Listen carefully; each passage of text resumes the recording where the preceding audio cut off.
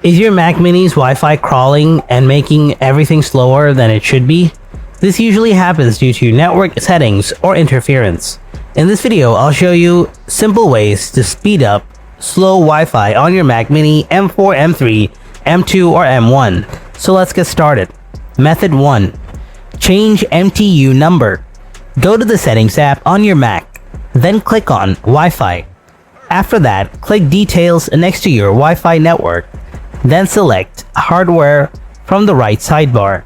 Click Automatically next to Configure. Now select Manually. Then click on the Standard next to MTU. If the number is less than 1500, enter 1500 here. Then click OK. Method 2.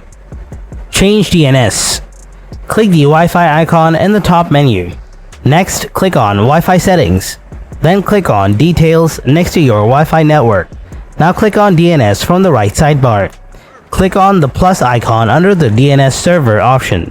Now enter 8.8.8.8 or 1.1.1.1. Then click on the empty place in the server box.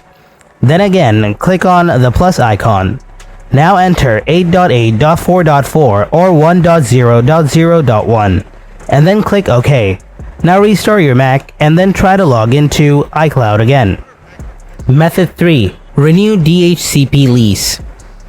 Click the Wi-Fi icon at the top. Next, click on Wi-Fi Settings. Then click on Details next to your Wi-Fi network. Now, click on TCP/IP from the right sidebar. Here you will get an option called DHCP lease. Click on Renew DHCP lease next to it. Then click Apply. This gives your Mac a new IP address from the router. Now, check your internet speed. Hope it is boosted. Thanks for watching, and I'll see you in the next video.